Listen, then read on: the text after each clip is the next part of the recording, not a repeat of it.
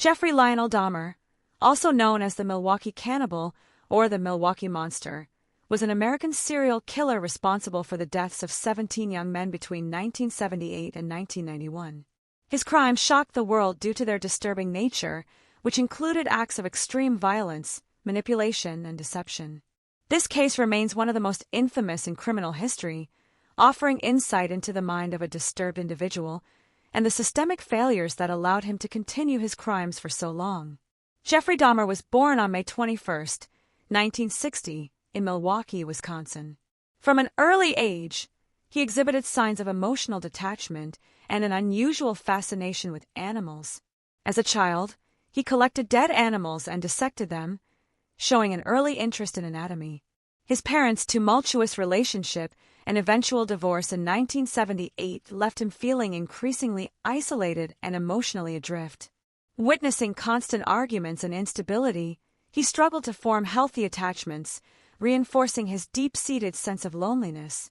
This emotional detachment, combined with his growing fascination with control and dominance, played a role in his descent into violent behavior. His father, Lionel Dahmer, was a chemist, and his mother, Joyce, struggled with mental health issues, creating a tense household dynamic. During high school, Dahmer was known as an outsider. He struggled with alcohol abuse, which began at a young age and would become a lifelong issue. His drinking intensified his antisocial tendencies and dulled his sense of remorse. Despite these red flags, his actions went largely unnoticed. He developed an obsession with control, a theme that would define his later crimes. By the time he graduated, his parents had separated, and Dahmer was left alone in the family home. The lack of supervision, combined with his growing sense of isolation, contributed to his first crime. Shortly after his high school graduation in 1978, Dahmer committed his first crime. While his parents were away, he picked up an 18-year-old hitchhiker named Stephen Hicks. Dahmer lured Hicks to his home under the pretense of drinking together. When Hicks attempted to leave, Dahmer panicked and took his life. He later disposed of the body by dismembering it and scattering the remains in his backyard. This act gave Dahmer a disturbing sense of control that he would later seek to replicate. This first act set a dark precedent. Over the next decade, Dahmer's urges intensified. After briefly enrolling in Ohio State University and being discharged from the U.S. Army due to alcohol abuse, he moved in with his grandmother in West Allis, Wisconsin. While living with her, he committed several offenses, including indecent exposure and drugging young men. His behavior became more erratic, and he experimented with incapacitating substances to render his victims powerless. His grandmother, unaware of the full extent of his crimes, eventually asked him to move out due to his late-night activities and troubling behavior. Dahmer's violent spree escalated in the late 1980s when he moved into the now infamous Oxford Apartments in Milwaukee. Between 1987 and 1991, he lured multiple victims to his apartment, where he committed his most heinous acts. His method involved meeting young men at bars or bus stops, offering them money or alcohol in exchange for company. Once they were inside his apartment, he would drug them before committing his crimes. His methods evolved over time, incorporating chilling elements that shocked law enforcement. He experimented with methods to keep his victims incapacitated for extended periods, often using chemicals. He also engaged in disturbing post-mortem practices, collecting and preserving body parts. Dahmer was known to photograph his victims at different stages, creating a macabre collection of his actions. One of his most well-known victims was 14-year-old Konarak synthesumphone. This was not Dahmer's first encounter with the synthesumphone family. Years earlier, he had been convicted of molesting Konarak's older brother, an incident that should have placed him under stricter scrutiny. Despite this prior offense, Dahmer managed to manipulate the police when Konarak briefly escaped, convincing them that the disoriented teen was simply his intoxicated partner. The officers, failing to verify the situation properly, returned Konarak to Dahmer's custody, a tragic decision that ultimately cost the young boy his life.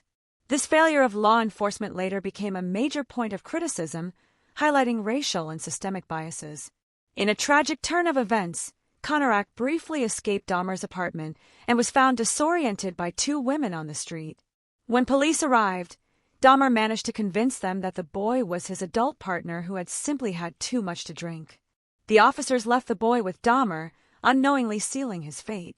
This failure of law enforcement later became a major point of criticism, highlighting racial and systemic biases. Dahmer's obsessions grew darker as he attempted to create what he referred to as living zombies by injecting chemicals into his victims' brains. His fixation with control and dominance led to increasingly horrific experiments, most of which ended in tragedy. He also began preserving body parts, keeping skulls and other remains in his apartment as a means of reliving his crimes. Dahmer's crimes were finally exposed on July 22, 1991, when Tracy Edwards managed to escape from his apartment. Edwards, who had been lured there under false pretenses, fled and flagged down police. When officers searched Dahmer's apartment, they discovered photographs of his crimes, remains in the refrigerator, and human skulls. The sheer horror of what they uncovered led to Dahmer's immediate arrest. During his trial, Dahmer pleaded guilty but insane. The courtroom was packed with victims' families and journalists eager to understand the psyche of a man capable of such crimes. Psychologists diagnosed him with multiple disorders, including antisocial personality disorder and borderline personality disorder. However, he was deemed legally sane and sentenced to multiple life terms. His confessions were chillingly detailed, as he described his crimes in a detached manner. His lack of remorse further solidified his infamy. Dahmer's trial was one of the most widely covered in U.S. history, drawing attention to issues of mental illness and law enforcement failures. Dahmer was imprisoned at the Columbia Correctional Institution in Portage, Wisconsin. Initially placed in solitary confinement for his own protection, he was later integrated into the general prison population. While incarcerated, he reportedly found religion and was baptized, though many questioned the sincerity of his transformation. He also had several interactions with other inmates, some of whom resented him for his crimes.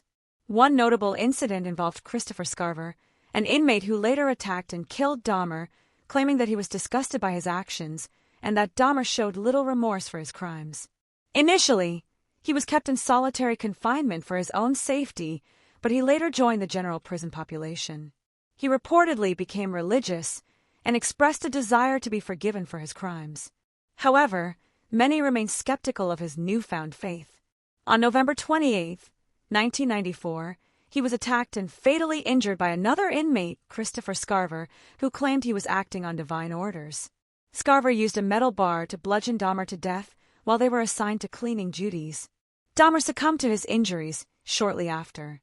The case of Jeffrey Dahmer left a lasting impact on criminal psychology, law enforcement, and victim advocacy.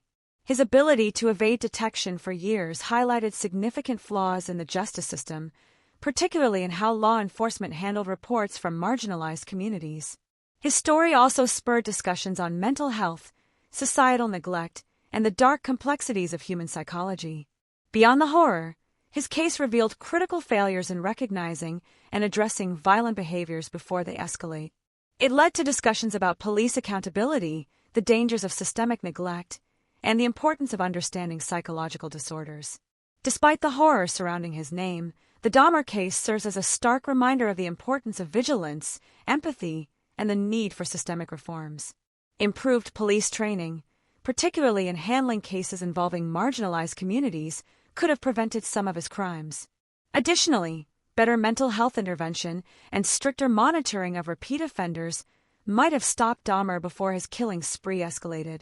These failures underscore the necessity of comprehensive changes in law enforcement and social services to prevent similar tragedies in the future. Today, his story continues to captivate and terrify those who seek to understand the depths of human depravity. The lessons from this case extend beyond true crime fascination, serving as a call for improved legal protections and mental health awareness. Dahmer's crimes have since been the subject of books, documentaries, and films, reflecting society's morbid curiosity with the psychology behind such heinous acts. His name has become synonymous with evil, yet his case remains a critical study in criminology and the failings of the justice system. His story continues to be a dark chapter in true crime history, a haunting reminder of what can happen when warning signs are ignored. If you enjoyed this video and want to dive deeper into more cases like this one, make sure to subscribe to our channel. Don't forget to like the video if you found the story compelling, and share it with your friends and family who might be interested in true crime and mysteries. By subscribing, you'll stay up to date with all our latest content and join a growing community of curious minds exploring the most fascinating cases. Click the notification bell so you never miss an upload. Your support means everything.